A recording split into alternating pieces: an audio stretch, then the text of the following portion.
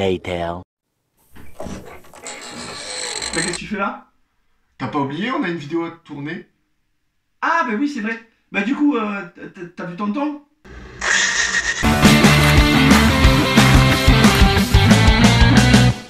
Bonjour et bienvenue dans les comics de Fred, je suis ravi de vous retrouver pour cette nouvelle vidéo. Et aujourd'hui, je suis accompagné de mon ami Détective Max 31, ami toulousain bien évidemment, comme vous l'avez vu. Et on va vous parler de Ed Gein, édité chez Delcourt. Allez. Ben avant de commencer la vidéo, est-ce que tu veux pas descendre de ton piédestal? Parce que t'es plus grand que d'habitude, non? Je crois que... Merde.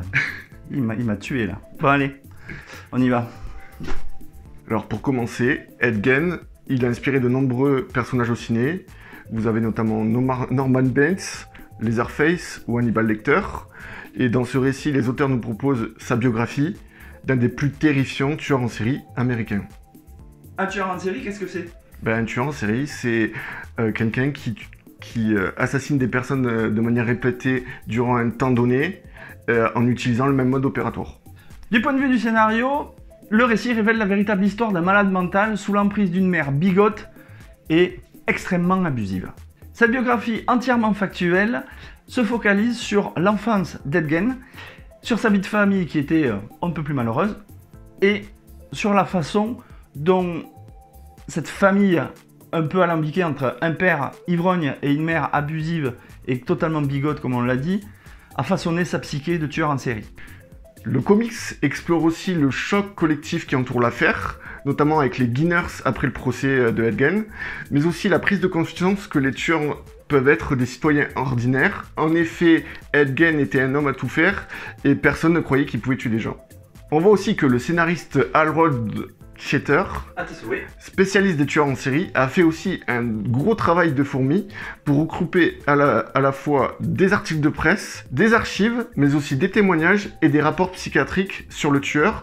On le voit notamment avec l'archive qu'il a retrouvée montrant que la mère avait acheté la ferme de Plainfield en 1914. On voit au fil de la lecture que le travail de recherche est stupéfiant. On a une lecture qui est dure, âpre et des passages insoutenables. Attention, insoutenables non pas pour les dessins, mais pour les mots qui sont employés. Au niveau des faits, on sait que Ed Gein est accusé de 2 meurtres. Il a tué sa première victime en 1954, mais il en a tué aussi une en 1957. Après la mort de sa mère, il est allé plus de 40 fois au cimetière durant les années 1947 à 1950. Au vu des faits que tu viens de nous donner, Max, il faut savoir qu'on n'est pas serial killer, on le devient. Quoi? Mais enfin, ça va pas! Et dans le cas de Ed Gein, c'est le terreau familial qui en est la cause. On peut dire que dès les premières pages, en découvrant le personnage de Ed Gein, on s'attache à ce gamin. On s'y attache parce que il est moqué, rejeté par ses camarades, et le seul but dans son enfance, c'était d'être comme les autres. En effet, Fred, c'est exactement ça. Après la mort de sa mère, il a complètement basculé dans l'horreur. Son but était de tuer toutes les femmes de petite vertu dans le but de recréer sa déesse mère. Le fait que Ed soit un des pires tueurs va marquer le pays tout entier. Et à cette époque-là, on réalise donc que le danger et l'horreur ne viennent pas des contrées lointaines, mais juste des personnes qui sont juste à côté de chez soi. Concernant les dessins, Poel va choisir toutes les nuances de gris. De gré? Non? Non, de gris. Ça, c'est une autre vidéo qu'il faudra qu'on fasse si tu veux. Mais non, là, c'est du gris, tu vois. Tu as l'esprit mal placé depuis cette vidéo. Hein. Toutes les nuances de gris, donc, pour nous plonger dans l'histoire, dans le Wisconsin des années 50. Chaque expression des personnages fait mouche.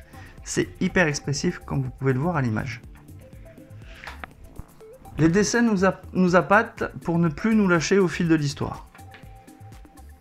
Et nous montrer en quelques traits, très bien exécutés, toute l'horreur de ce tueur en série. Et comme tu le sais si bien, l'aspect noir et blanc aussi renvoie à l'aspect des archives qu'on peut voir et aussi les reportages photos sur des enquêtes criminelles. Exactement. Regardez la bouille qu'il a. Hein, on lui donnerait le bon Dieu sans confession quand il était petit. Eh ben non.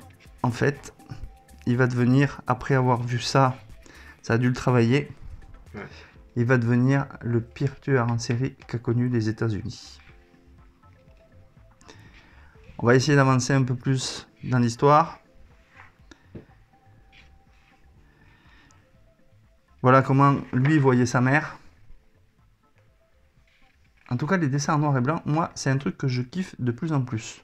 Ouais. Je sais pas toi, Max? Bah, moi aussi, j'adore. Je trouve c'est quelque chose qu'on voit peu dans le comics et ça. On voit en plus on voit mieux le travail de l'artiste qui est beaucoup plus centré sur les traits et tout, et c'est super intéressant. Et je trouve que c'est vachement plus agréable à regarder. Et là, pour le coup, dans celui-là, ça nous met vraiment, mais vraiment dans l'ambiance. On est carrément transporté. Exactement. Donc du coup, si Edgen vous plaît, foncez, vous le procurez. Notre avis sur Edgen. Ah mais attends, t'as pas oublié l'escabeau? Ta gueule. Vas-y, donne ton avis. Bah je pense que, pour toi comme pour moi, Edgen est un récit fort et sans concession qui nous montre la face la plus sombre et la plus glauque de l'humanité. Cette histoire de l'Amérique profonde nous a marqués et ne nous a pas laissé indifférents. C'est un excellent récit qui est fait évidemment pour un public averti. Donc si vous aimez tout ce qui gravite autour des tueurs en série, Edgen est à lire absolument. Et après avoir lu ça, on peut mourir tranquille, hein. Le plus tard possible hein, quand même. Voilà, cette vidéo est maintenant terminée. J'espère qu'elle vous a plu, que vous avez apprécié la collaboration avec Détective Max 31. Surtout, n'hésitez pas à aller vous abonner à son compte Instagram. C'est une pure folie. Abonnez-vous aussi à sa chaîne. Je vous mettrai le lien en description ici ou ici. Et quant à nous, on se retrouve très très bientôt pour une prochaine vidéo. En attendant, lisez des comics, faites-vous peur et prenez soin de vous. Ciao ciao. Max, c'est fini là, tu peux y aller hein. Non, j'aurai jusqu'à la semaine prochaine. Oh putain, il est contaminé.